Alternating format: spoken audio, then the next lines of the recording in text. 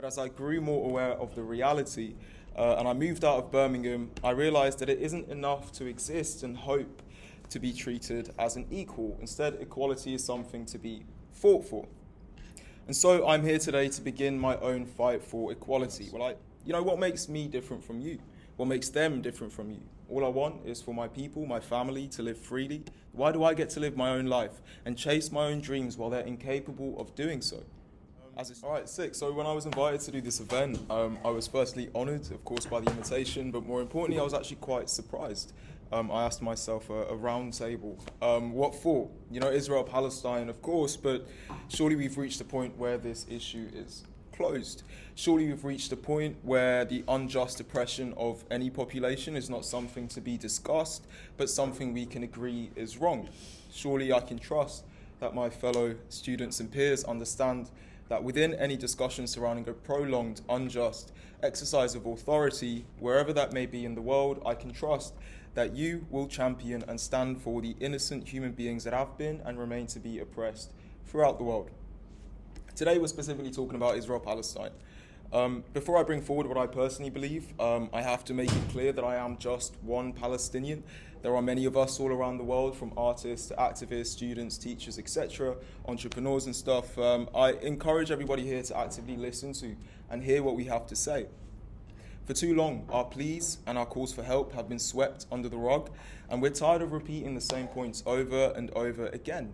People don't want to hear it. It's like, it's too far away, and there are already so many other things, happening around the world. It's only when we are asked to speak that we are heard.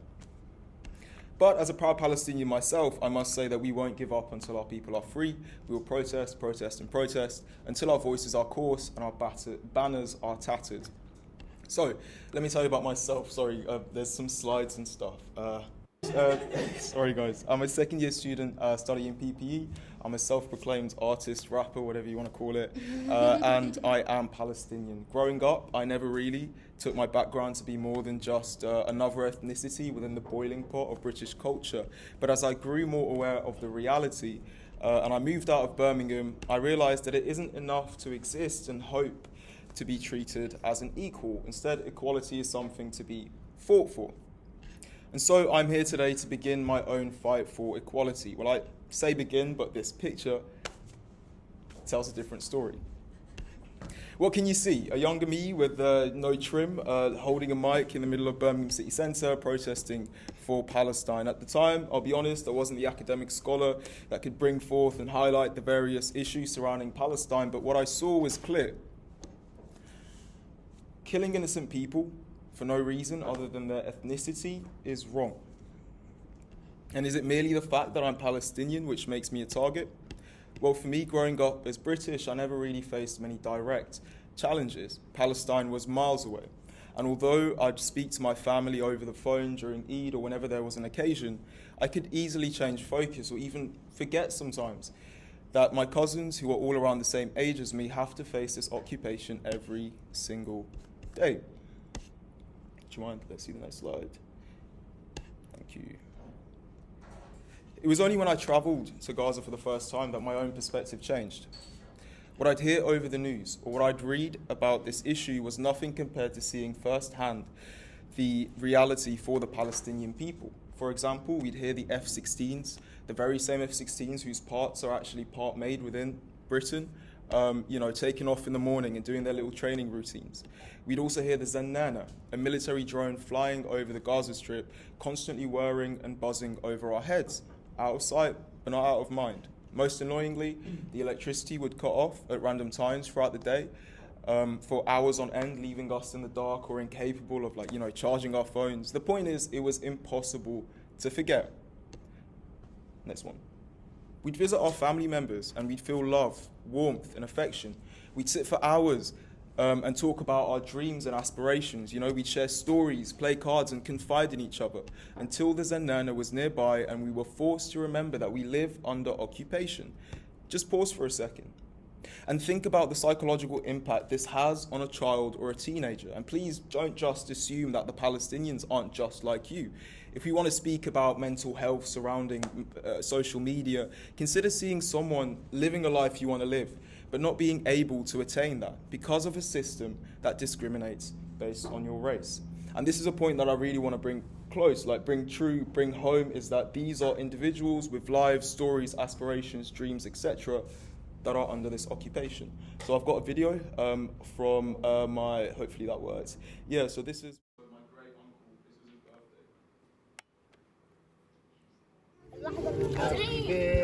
This was his birthday.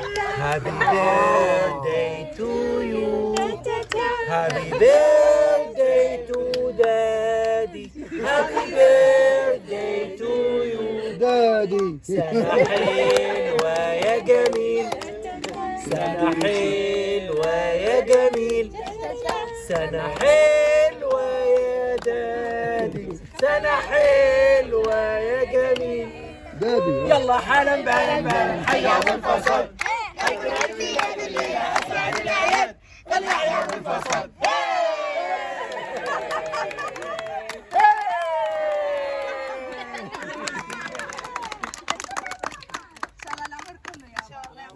Imagine this, living under this occupation. Think about the psychological impact. At any point, at any time, your name could be added to the list of those that have been killed, and your family would mourn their loss for the rest of their lives. At any point. So how could I, knowing that that my life is in the hands of an unjust oppressor, continue to believe in my dreams and my aspirations? We drive around Gaza and we'd see the rubble from buildings that have been torn down. We'd see poverty everywhere. I never really understood it until I sat with my uncles and we only ate bread for dinner. I was used to a variety of foods, options, opportunities. How could I bear to live with little to none of what we here today, often enjoy and take for granted? And how could one survive if their mere existence has been limited without them having committed a crime? A lot of the discussion around Palestine is around political groups. And I mean this with regards to both sides of the discussion. Questions like, which political group do you align, side with? Which leader do you believe most in? What is the most viable solution? Although these questions may be important, to me, they're irrelevant compared to the questions surrounding the mental health and the well-being of the people trapped under an iron fist. Let's see, hopefully. All right, so this is on my birthday. We went to the beach in Gaza. Just play a little bit of this, like a minute or so. Yeah, just a minute. Yeah, something like that. Or you can skip through even, because it's quite long.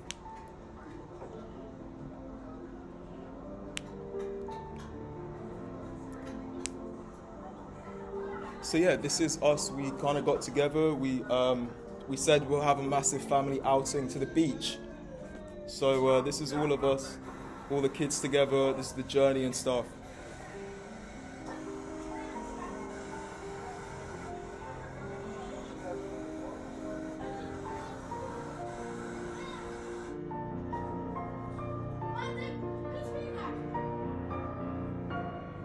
So yeah, Gaza's just bordering the Mediterranean Sea as well, so there's a lot of access to the beach and the sea, which is actually the only respite a lot of Palestinians get to experience.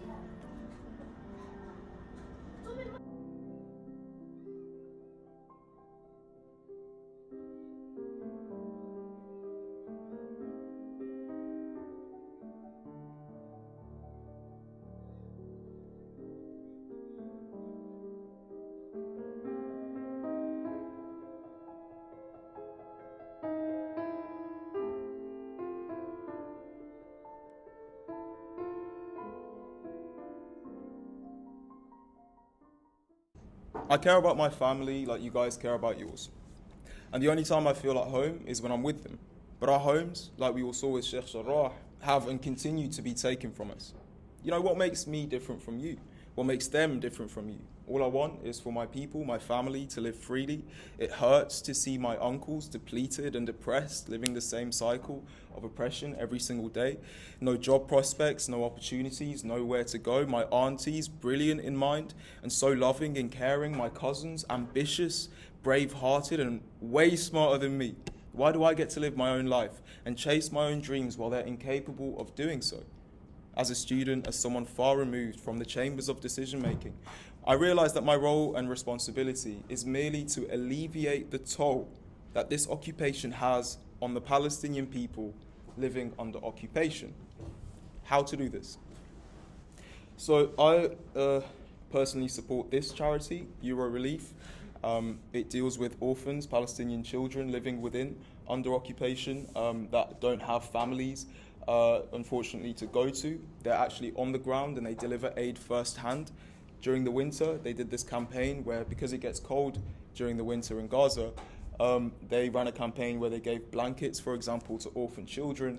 And during Ramadan as well, what they're going to be doing is they're going to be feeding children, for example. And so I'll be running a campaign myself where I will be climbing Snowdon.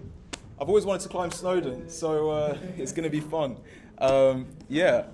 But man, I'm looking forward to it. I'll give you guys details, updates, etc. around this. But it's going to be around Ramadan and stuff. I'll be raising as much money as possible for the orphans within Palestine. So your support would be much appreciated. All right, and so this is a final clip of when we left. This is us in the car leaving Gaza for the final time, and our cousins saying goodbye to us.